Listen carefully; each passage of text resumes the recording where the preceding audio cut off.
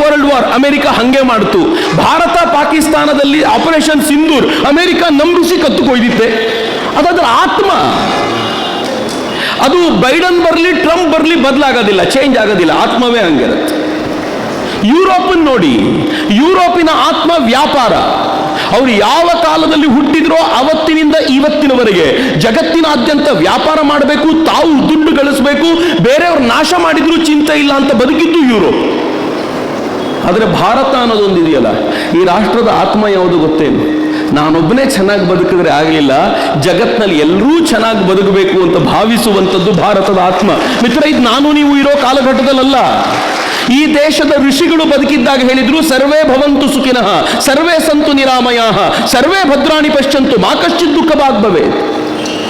ಆತ್ಮವಸ್ತು ಯಾರು? ಮನುಷ್ಯ ಮಾತ್ರ ಅಲ್ಲ, ಸಕಲ ಚರಾಚರಗಳು, ಚರ ಮತ್ತು ಅಚರ, ಯಾವುದು ನಡೀತಾವೋ ಓಡಾಡ್ತಾವೋ ಅದಷ್ಟೇ ಅಲ್ಲದೆ ಯಾವುದು ಎಂದಿಗೂ ಒಂದಿಂಚು ಚಲಿಸೋದಿಲ್ವೋ ಅದು ಕೂಡ ಪರಮಾತ್ಮ ಸ್ವರೂಪ. ಹೀಗಾಗಿ ಕಲ್ಲಿನಲ್ಲೂ ಭಗವಂತ ಇದ್ದಾನೆ, ಮಣ್ಣಿನಲ್ಲೂ ಭಗವಂತ ಇದ್ದಾನೆ, ವೃಕ್ಷದಲ್ಲೂ ಭಗವಂತ ಇದ್ದಾನೆ, ನೀವು ಕಾಣುವೆಡೆ ಎಲ್ಲೆಲ್ಲೂ ಭಗವಂತನಿದ್ದಾನೆ ಅಂತ ಭಾರತ ಹೇಳಲಿಕ್ಕೆ ಸಾಧ್ಯವಾಗಿದ್ದು ಈ ಕಾರಣಕ್ಕೆ. ಇದು ಭಾರತದ ಆತ್ಮ. ಹೀಗಾಗಿ ಭಾರತ ತನ್ನನ್ನು ತಾನು ಬೆಳೆಸ್ಕೊಂಡಿದ್ದ ರೂಪವೇ ಬೇರೆ.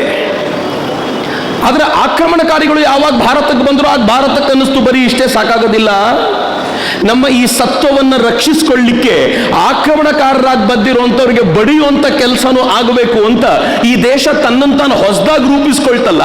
ಆಗ ಚಾಣಕ್ಯ ಬಂದರು. ಚಾಣಕ್ಯನಿಗೆ ಎದುರಾಗಿ ಒಬ್ಬ ಚಂದ್ರಗುಪ್ತ ಮೌರ್ಯ ಸಿಕ್ಕಿದ. ಒಂದು ದೊಡ್ಡ ಮೌರ್ಯ ವಂಶ ಸ್ಥಾಪನೆಗೊಳ್ಳಿತು. ಆದರೆ ಮೌರ್ಯ ವಂಶದ ದುರದೃಷ್ಟ ಏನಾಯ್ತು ಗೊತ್ತಾ? ಮೌರ್ಯ ವಂಶದ ಕೊನೆಯಲ್ಲಿ, ಹೆಚ್ಚು ಕಡಿಮೆ ಕೊನೆಯಲ್ಲಿ ಅಶೋಕ ಬಂದ. ಅಶೋಕ ಬುದ್ಧನ ಚಿಂತನೆಗಳನ್ನ ಸರಿಯಾಗಿ ಅರ್ಥೈಸಿಕೊಳ್ಳದೆ ಅಪ್ಲೈ ಮಾಡಿದ. ಬಲು ದೊಡ್ಡ ದೇಶವನ್ನ ಆಳಿದ ನಿಜ, ಆದರೆ ಅಶೋಕನ ನಂತರ ಸಮರ್ಥ ಭಾರತ ಉಳಿಲೇ ಇಲ್ಲ. ಅದಾದ ನಂತರ ಶ್ರೇಷ್ಠ ಭಾರತವನ್ನು ಕಟ್ಟಿದ್ದು ಗುಪ್ತರ ಕಾಲದಲ್ಲಿ. ಸಮುದ್ರಗುಪ್ತ ಹೆಂಗಿದ್ದ ಗೊತ್ತಾ?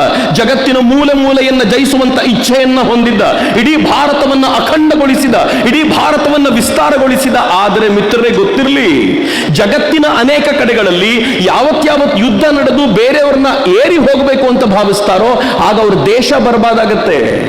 ಪಕ್ಕದ ಪಾಕಿಸ್ತಾನ ನೋಡಿ, ನಾವು ಸ್ವಾತಂತ್ರ್ಯ ಬಂದು 75 ವರ್ಷ ಕಳಿತು.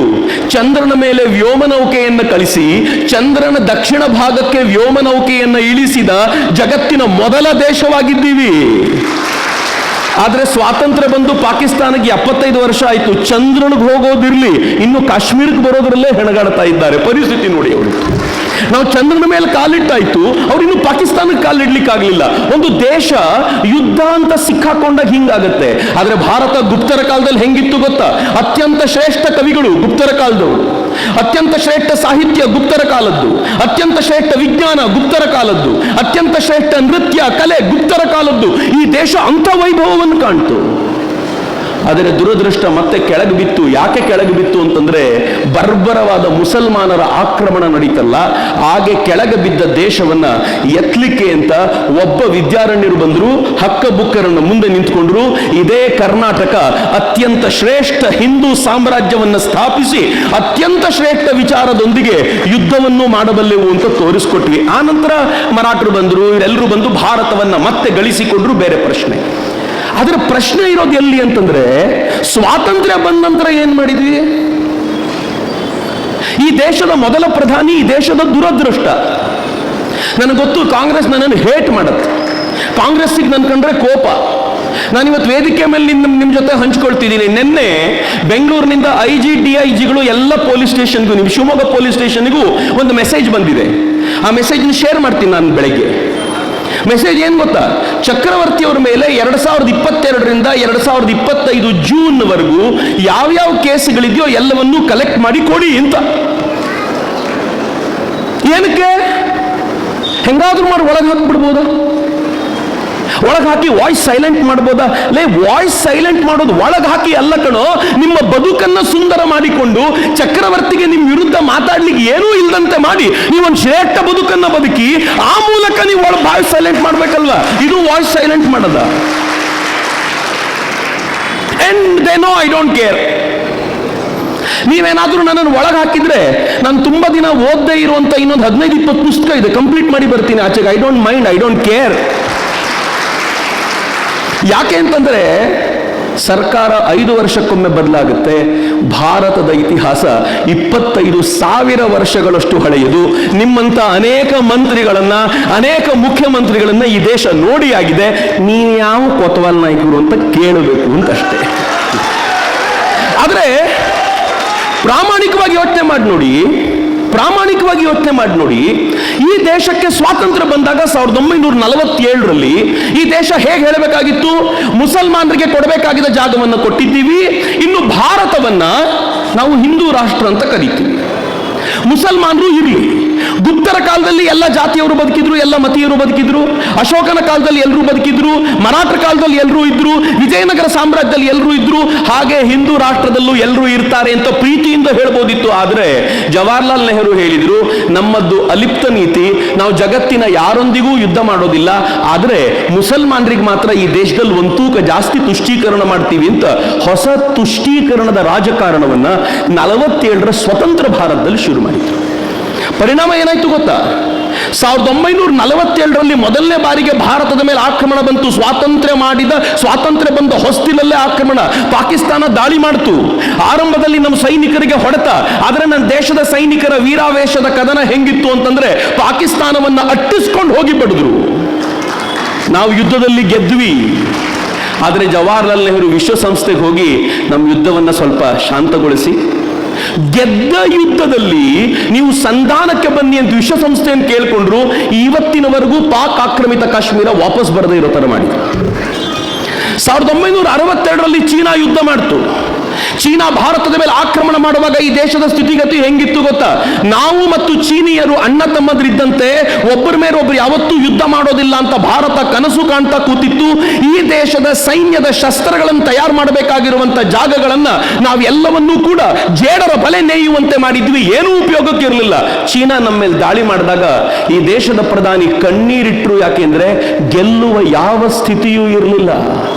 ನನಗೆ ಪ್ರತಿ ಬಾರಿ ನಿಂತ್ಕೊಂಡು ಹೇಳಬೇಕಾದಾಗ ತುಂಬಾ ದುಃಖದಿಂದ ಹೇಳೋದು ಏನು ಗೊತ್ತೇನು? ನಾನು 1962ರ ಯುದ್ಧದಲ್ಲಿ ನಾವು ಸೋತ್ ಹೋದ್ವಿ ಅಂತ ನೊಂದುಕೊಂಡು ಹೇಳ್ತೀನಿ. ನಾನು 1965ರಲ್ಲಿ ಪಾಕಿಸ್ತಾನ ಮತ್ತೊಮ್ಮೆ ಯುದ್ಧ ಮಾಡ್ತು.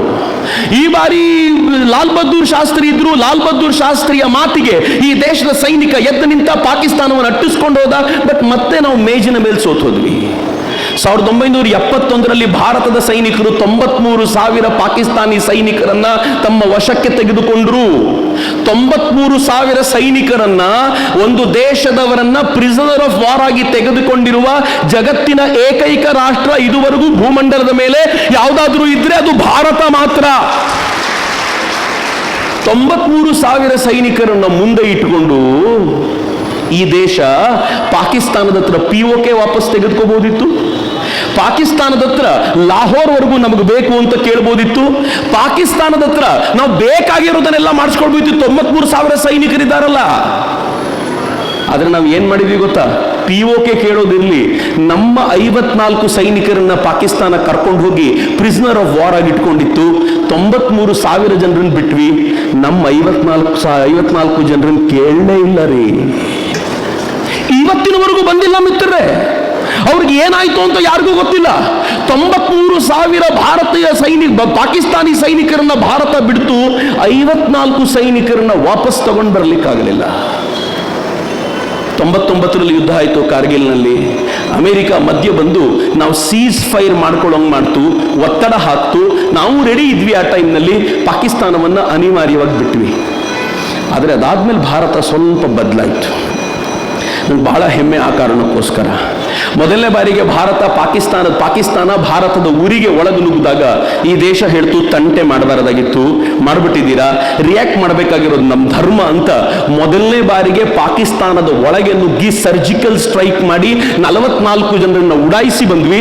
ಉಡಾಯಿಸಿ ಬಂದಿದ್ದಷ್ಟೇ ಅಲ್ಲ, ಜಗತ್ತಿನ ಮೀಡಿಯಾದನ್ನು ಕೂರಿಸ್ಕೊಂಡು ನಿನ್ನೆ ರಾತ್ರಿ 12 ಗಂಟೆಗೆ ಒಳಗೋಗಿದ್ವಿ. ಬೆಳಗಿನ ಜಾವ 4 ಗಂಟೆ ಅಷ್ಟೊತ್ತಿಗೆ 40 ಜನರನ್ನು ಉಡಾಯಿಸಿ ಬಂದಿದ್ದೀವಿ. ನಮಗೆ ಏನ್ ಮಾಡಿದ್ದಾರೋ ಅದಕ್ಕೆ ರಿವೆಂಜ್ ತಗೊಂಡಿದ್ದೀವಿ. ಇನ್ನು ಮುಂದೆ ತಂಟೆಗೆ ಬಂದ್ರೆ ಹುಷಾರು ಅಂತ ಎಚ್ಚರಿಕೆ ಕೊಡುವ ಮಟ್ಟಿಗೆ ಮೊದಲನೇ ಬಾರಿಗೆ ಭಾರತ ನಿಂತ್ಕೊಳ್ತಲ್ಲ, ತನ್ನ ಒರಿಜಿನಲ್ ಸತ್ವಕ್ಕೆ ಮರಳಿದ್ದು.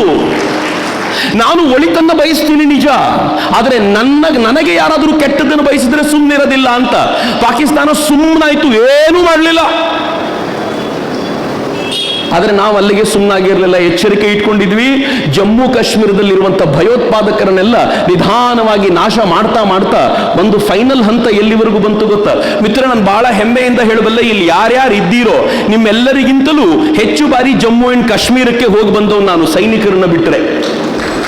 ಬಹಳ ಬಾರಿ ಹೋಗಿದ್ದೀನಿ ನಾನು ಎಷ್ಟು ಬಾರಿ ಜಮ್ಮು ಕಾಶ್ಮೀರಕ್ಕೆ ಹೋಗಿದ್ದೀನೋ ಗೊತ್ತಿಲ್ಲ, ಆದರೆ ನರೇಂದ್ರ ಮೋದಿ ಬಂದ ನಂತರ ಜಮ್ಮು ಕಾಶ್ಮೀರದ ಬದಲಾವಣೆ ನೋಡಿದ್ದೀನಿ. ಯಾಕೆ ಅಂತಂದ್ರೆ ಹಂತ ಹಂತವಾಗಿ ಜಿಲ್ಲೆಯಿಂದ ಭಯೋತ್ಪಾದನೆಯನ್ನ ಅವರು ತೆಗಿತಾ ಬಂದು ಇಷ್ಟು ಜಿಲ್ಲೆಗಳು ಭಯೋತ್ಪಾದನೆಯಿಂದ ಮುಕ್ತ ಅಂತ ಹೇಳುವ ಮಟ್ಟಿಗೆ ಬೆಳೆದ್ವಿ. ಪಾಕಿಸ್ತಾನಕ್ಕೆ ಟೆನ್ಷನ್ ಶುರು ಆಗ್ಬಿಡ್ತು. ಎಲೆಕ್ಷನ್ ಬಂತು 2019. ಎಲೆಕ್ಷನ್ ಹತ್ರ ಇರುವಾಗ ಪುಲ್ವಾಮಾದಲ್ಲಿ ದಾಳಿ ಮಾಡಿದ್ರು. ಈ ದೇಶದ ಜನ ಕಾತರದಿಂದ ಕಾಯ್ತಾ ಇದ್ರು, ಪುಲ್ವಾಮಾದಲ್ಲಿ ದಾಳಿಯಾಗಿದೆ, ಏನ್ ಮಾಡಬೇಕು ಅಂತ. ನನಗೆ ಚೆನ್ನಾಗಿ ನೆನಪಿದೆ, ಯಾವತ್ತು ಪುಲ್ವಾಮಾದ ದಾಳಿಗೆ ಅದಾದ 11 ದಿನಕ್ಕೆ ಈ ದೇಶ ಏರ್ ಸ್ಟ್ರೈಕ್ ಮಾಡಿ ಬಾಲಾಕೋಟ್ನಲ್ಲಿ ಉತ್ತರ ಕೊಟ್ಟಿತ್ತೋ ಅದೇ ದಿನ ಸಂಜೆ ನಾನು ಶಿವಮೊಗ್ಗದಲ್ಲಿ ಭಾಷಣಕ್ಕೆ ಅಂತ ನಿಂತಿದ್ದೆ. ನಂಗೆ ಇವತ್ತಿಗೂ ನೆನಪಿದೆ, ಅವತ್ತಿನ ದಿನ ಏನು ಅದ್ಭುತವಾದ ರೋಮಾಂಚನಕಾರಿಯಾದ ದಿನ. ಯಾಕೆ ಅಂದ್ರೆ ಭಾರತ ಒಳಗಿದ್ದು ಬಡ್ದಿರಲಿಲ್ಲ, ಪಾಕಿಸ್ತಾನದ ಒಳಗೆ ಒಂದು ಫ್ಲೈಟ್ ಅನ್ನು ಕಳಿಸಿ ಬಡ್ದು ಮುಗಿಸಿತ್ತು. ಅದಾದ್ಮೇಲೆ ಪಾಕಿಸ್ತಾನ ತಂಟೆ ಮಾಡೋದು ಬಿಡ್ತು. ಆದರೆ ಯಾವಾಗ ಪಾಕಿಸ್ತಾನಕ್ಕೆ ಭಾರತದ ಮೇಲೆ ತಂಟೆ ಮಾಡೋದಿಲ್ವೋ ಪಾಕಿಸ್ತಾನಕ್ಕೆ ದುಡ್ಡು ಹರಿಯೋದು ನಿಂತೋಗತ್ತೆ. ನಾನು ಹೇಳಿದ್ದಲ್ಲ, ಪಾಕಿಸ್ತಾನದ ಇವತ್ತಿನ ಡಿಫೆನ್ಸ್ ಮಿನಿಸ್ಟರ್ ಆಪರೇಷನ್ ಸಿಂಧೂರ್ ಆಗೋಕ್ಕಿಂತ ಮುಂಚೆ ಒಂದು ಮಾತನ್ನು ಹೇಳಿದ್ರು. ಆಪರೇಷನ್ ಸಿಂಧೂರ್ ಆಗೋಕ್ಕಿಂತ ಕೆಲವು ದಿನಗಳ ಮುಂಚೆ ಅಥವಾ ಪೆಹಲ್ಗಾಮ್ನಲ್ಲಿ ಅಟ್ಯಾಕ್ ಆಗುವಂತ ಕೆಲವು ದಿನಗಳ ಮುಂಚೆ ಏನು ಹೇಳಿದ್ರು ಗೊತ್ತಾ? ಪಾಕಿಸ್ತಾನ ಅಮೆರಿಕಾದ ಟೆರರಿಸ್ಟ್ ಕ್ಯಾಂಪ್ ಅಂತ ಹೇಳಿದ್ರು. ಅಮೆರಿಕ ಯಾರ ಮೇಲೆ ಟೆರರಿಸಂ ಮಾಡು ಅಂತ ಹೇಳುತ್ತೋ ಅದಕ್ಕೋಸ್ಕರ ಟೆರರಿಸಂ ಮಾಡ್ಲಿಕ್ಕೆ ನಾವು ಸಿದ್ಧರಾಗ್ತೀವಿ ಅಂತ ಪಾಕಿಸ್ತಾನದ ಡಿಫೆನ್ಸ್ ಮಿನಿಸ್ಟರ್ ಹೇಳಿಕೆ ಕೊಟ್ಟಿದ್ದ. ಪಾಕಿಸ್ತಾನಕ್ಕೆ ಪರಿಸ್ಥಿತಿ ಏನಾಗಿತ್ತು ಈಗ ಅಂತಂದ್ರೆ, ಜಮ್ಮು ಕಾಶ್ಮೀರದಿಂದ ಆರ್ಟಿಕಲ್ 370 ಹೋಗಿತ್ತು. ಜಮ್ಮು ಕಾಶ್ಮೀರ ಕೇಂದ್ರಾಡಳಿತವಾಗೋಗಿತ್ತು.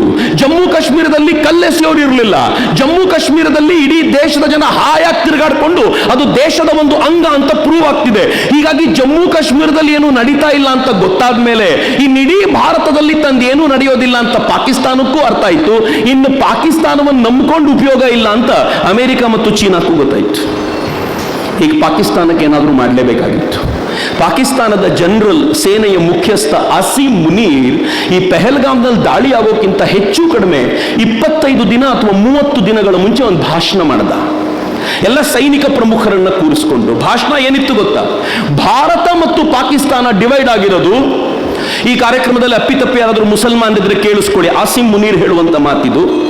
ಭಾರತ ಮತ್ತು ಪಾಕಿಸ್ತಾನ ಡಿವೈಡ್ ಆಗಿರೋದು ಧರ್ಮದ ಆಧಾರದ ಮೇಲೆ. ಇದು ಯಾವತ್ತಿದ್ರೂ ಒಂದಾಗ್ಲಿಕ್ಕೆ ಸಾಧ್ಯವಿಲ್ಲ. ಮುಸಲ್ಮಾನರು ಮತ್ತು ಹಿಂದೂಗಳು ಜೊತೆಯಲ್ಲಿ ಹೋಗ್ಲಿಕ್ಕೆ ಸಾಧ್ಯ ಇಲ್ಲ. ಅವ್ರಿಗೆ ಸರಿಯಾದ ಪಾಠವನ್ನು ಕಲಿಸೋದು ನಮ್ಮ ಗುರಿ. ಇದು ನಮಗೆ ಭಗವಂತ ಕೊಟ್ಟ ಕೆಲಸ ಅಂತ ಒಬ್ಬ ಸೈನ್ಯದ ಜನರಲ್ ಹೇಳೋದು. Can you ever imagine? ಸೈನ್ಯದ ಮುಖ್ಯಸ್ಥನೊಬ್ಬ ಹಿಂಗ್ ಮಾತಾಡೋದು. ಮಿತ್ರ, ನನ್ನ ದೇಶದ ದೌರ್ಭಾಗ್ಯ, ನನ್ನ ದೇಶದ ಸೈನಿಕ ಮುಖ್ಯಸ್ಥರು ರಾಮಭದ್ರಾಚಾರ್ಯರು, ಬಹುಶಃ ಬಹಳ ಜನರಿಗೆ ಗೊತ್ತಿದೆಯೋ ಇಲ್ವೋ ಗೊತ್ತಿಲ್ಲ, ರಾಮ ಮಂದಿರದ ಹೋರಾಟ ನಡೀತಾ ಇರಬೇಕಾದಾಗ ಕಣ್ಣಿಲ್ಲದ ಒಬ್ಬ ಸಾಧುಗಳು ಕೋರ್ಟ್ನಲ್ಲಿ ಹೇಳಿಕೆ ಕೊಡ್ಲಿಕ್ಕೆ ಅಂತ ಹೋಗಿದ್ರು. ಅನೇಕ ಸಾಧುಗಳು ಬರಲ್ಲ ಅಂತಿರುವಾಗ ಅವ್ರು ಹೋಗಿ ನಿಂತ್ಕೊಂಡು ಹೇಳಿಕೆ ಕೊಡ್ತಾ ಇದ್ರು.